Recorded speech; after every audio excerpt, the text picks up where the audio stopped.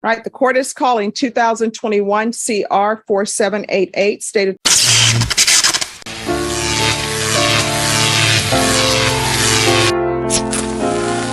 Texas versus James Lawrence Stegmeyer. Can I have parties announced for the record for the state? Michael Villariac for the state. For the defense? John Coons for Mr. Stegmeyer.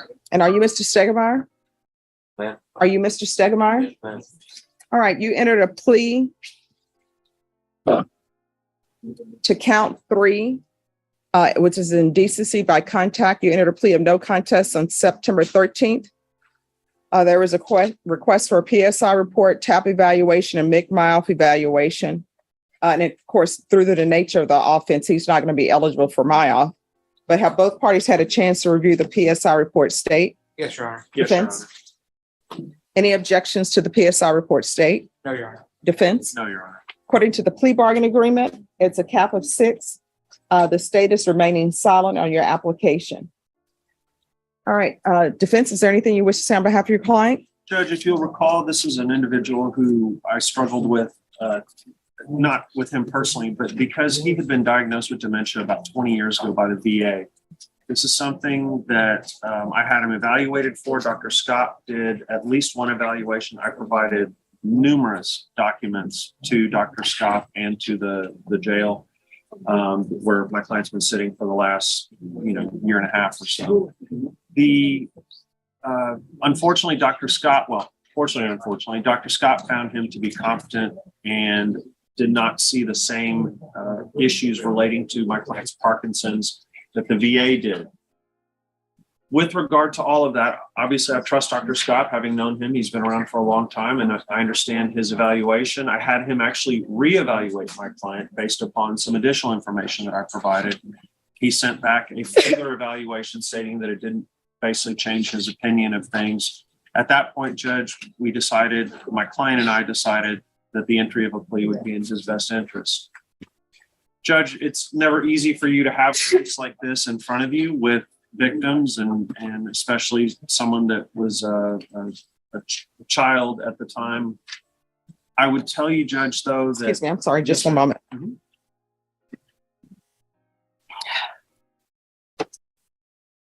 All right, yes. Okay. Let's see, where was I? With regard to cases like this is obviously difficult for a court to even contemplate probation sometimes.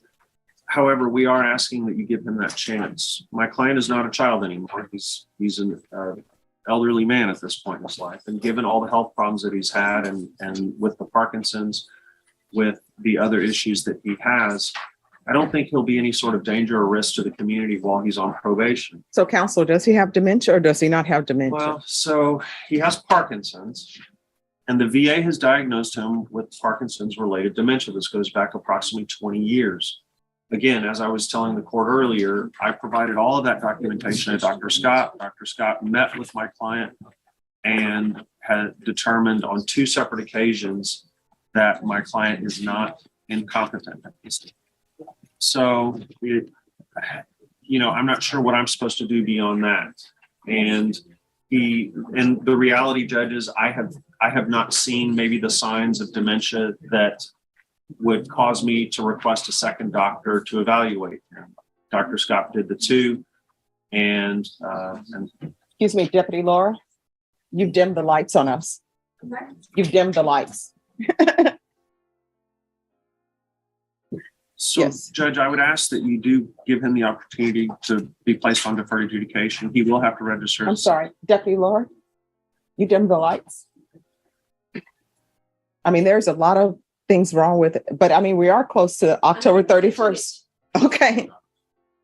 All right. Yes. So, Judge, again, with regard to my client's sentence, we're asking that you give him the opportunity on deferred. He will have to register as a sex offender. We understand that. He understands all of the conditions that he will have to comply with. The probation will not necessarily be easy for him. This is, again, with his health issues.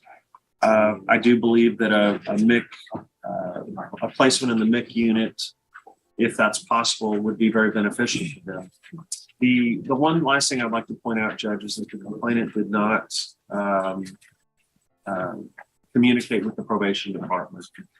I know that that's not necessarily something that can be examined one way or the other, but this is not a complainant who is raising cane with the court or raising cane with the DA's office about what should happen to them. So I would ask that you, given all of the information that I've provided to the court, that you consider that my client's application for deferred adjudication and place him on the deferred. All right, Mr. Judge, Steck. I know we're silent, but just as the factual issue, the victim is here after sentencing to provide a victim impact statement. Okay. All right. And so, Mr. Stegmeyer, I want you to know that I've listened to what your attorney has said. I've internalized it, and I have read and combed through the PSI report to review everything. So what I can tell you in this court, and I think your counsel knows this, for me, I look at each case individually. It does not